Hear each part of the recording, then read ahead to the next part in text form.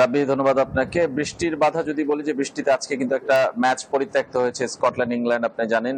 কিন্তু এমনি ওভারঅল যদি বলি যে আসলে বৃষ্টি আসছে, যুক্তরাষ্ট্রেও আমরা দেখেছি যে ডালাসে বৃষ্টি হচ্ছে। আজকে নেপাল এবং নেদারল্যান্ডস ম্যাচ কিছুটা দেরিতে শুরু হয়েছে, যদিও শেষ পর্যন্ত ঠিকভাবেই পুরোটাই খেলা হয়েছে এবং শেষ হয়েছে।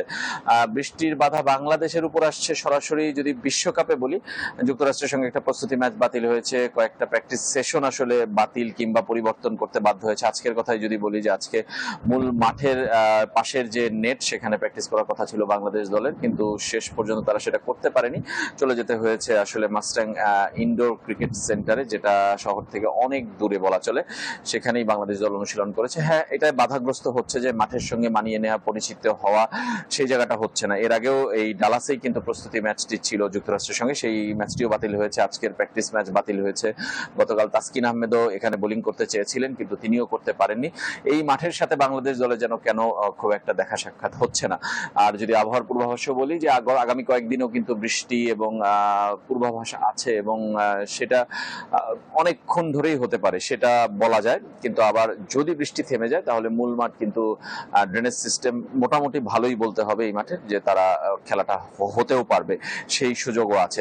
আর অগোছালো বিশ্বকাপের কথা যদি বলেন, যে অগোছালোটা এই অর্থে বলতে পারি যে আসলে বিশ্বকাপ নিয়ে উন্মাদনা কম। তবে আজকে আমরা দেখেছি ডালাসে নেপালি সমর্থকদের উন্মাদনা। আমার ধারণা যে বাংলাদেশের ম্যাচ যেদিন হবে, সেদিনও বাংলাদেশের দর্শকরা এখানে আসবেন।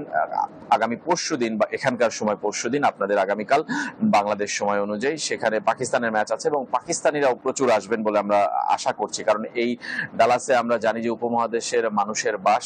বাংলাদেশ, ভারত, পাকিস্তান, নেপাল, শ্রীলঙ্কা, আফগানিস্তান যদি বলি, এইসব দেশের মানুষ প্রচুর অভিবাসী এখানে স্থায়ীভাবে আবাস গেড়েছেন। তারা তাদের নিজ দেশকে সমর্থন করতে আসছেন। আজকে নেপাল তার উদাহরণ, এবং নেপালের হাজারে হাজারে মানুষ এসছে নেপালে জার্সি পরে। সুতরাং এটা একটা অভূতপূর্ব দৃশ্য ছিল আমাদের জন্য, এবং অবাক করাও ছিল। বাংলাদেশের ম্যাচেও হয়তোবা আমরা আশা করছি যে ঠিক একইভাবে হবে। আর অগোছালো বিশ্বকাপের কথা যদি বলি, যে বিশ্বকাপ যুক্তরাষ্ট্রের জন্য যেমন নতুন, ঠিক তেমনি এখানকার ক্রিকেট কর্তারাও আসলে এমন মানে অভিজ্ঞ নন।